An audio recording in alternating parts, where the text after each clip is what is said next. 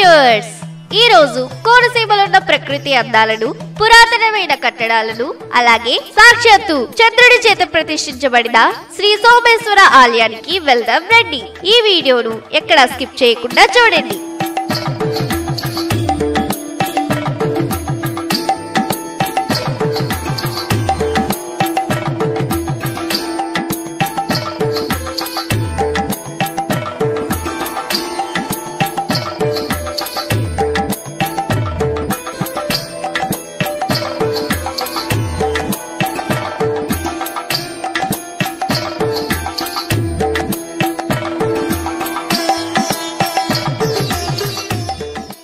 ఈ వీడియో చూస్తున్న వారందరికీ ధన్యవాదాలు తెలియజేసుకుంటూ కోనసీమలో ప్రసిద్ధ పుణ్యక్షేత్రమైన శ్రీ బాల త్రిపుర సుందరి సమేత శ్రీ సోమేశ్వర స్వామివారి ఆలయాన్ని మీకు చూపించబోతున్నాను.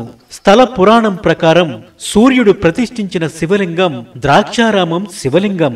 అయితే రోజురోజుకి శివలింగం యొక్క ఎత్తు పెరుగుతూ ఉండటంతో స్వామివారిని శాంతింప చేయడానికి చంద్రుడి చేత అష్ట సోమేశ్వరాలను ప్రతిష్ఠించి శాంతింప చేయాలని అనుకున్నారట. అలా ఏర్పడిన ఈ సోమేశ్వర ఆలయంలో శివలింగాన్ని చంద్రుడు ప్రతిష్ఠించడం వలన ఈ స్వామివారికి సోమేశ్వరుడు అనే పేరు వచ్చినట్లు స్థల పురాణం చెబుతుంది.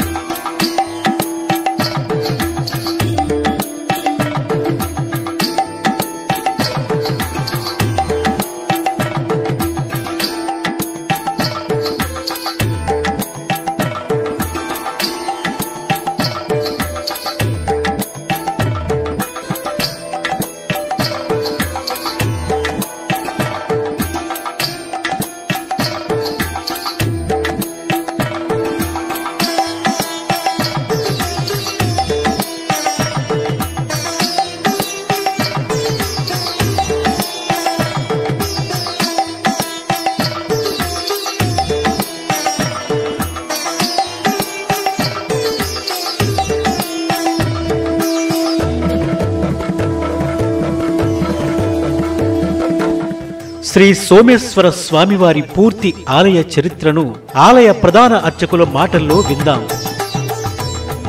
శ్రీమద్ బాలా త్రిపుర సుందరీ నాయక సోమేశ్వర భక్తవరద సురనదపాద కామిత జనమందార సోమేశ్వర పరనివాస సోమార్థవర మా సోమేశ్వర స్వామి వారి ధ్యాన శ్లోకం అని దాంతో ప్రారంభిస్తున్నాం.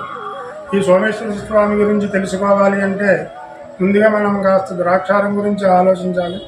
ద్రాక్షారం భీమేశ్వర స్వామిని సూర్యుడు ప్రతిష్ఠ చేయడం వల్ల ఆ రోజుకి సూర్యుని యొక్క తాపం వల్ల ఆయన రోజు రోజుకి ఎదగడం పట్టారు.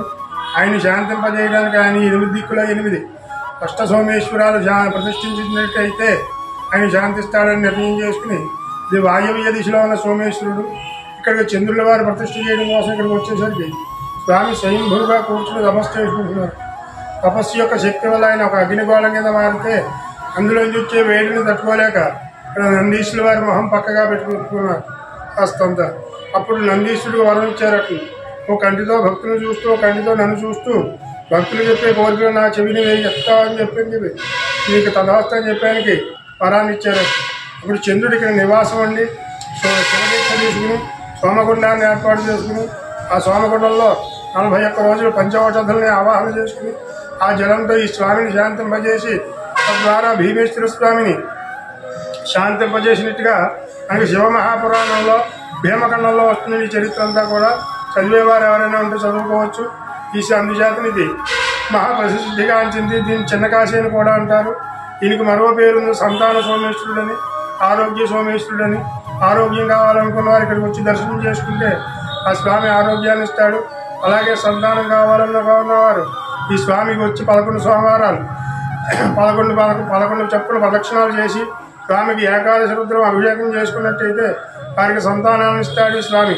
ఈ స్వామి వల్ల దర్శనం చేసుకుని భక్తులు 50 మంది కూడా తరించవలసిందిగా కోరి ప్రార్థిస్తున్నాం.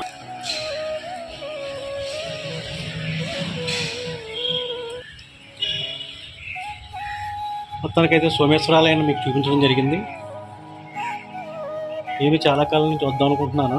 నేను అనుకున్నటువంటి శ్రీ సోమేశ్వరుని దర్శించుకోవడం, లోపలికి వెళ్ళి గర్భాలయంలోకి వెళ్ళి ఆ స్వామిని చిత్రీకరించడం చాలా బాగుంది. అమ్మవారిని ఇలా పుస్తకం చెప్పినట్టుగా ఇలా ప్రదర్శించారు చూడండి.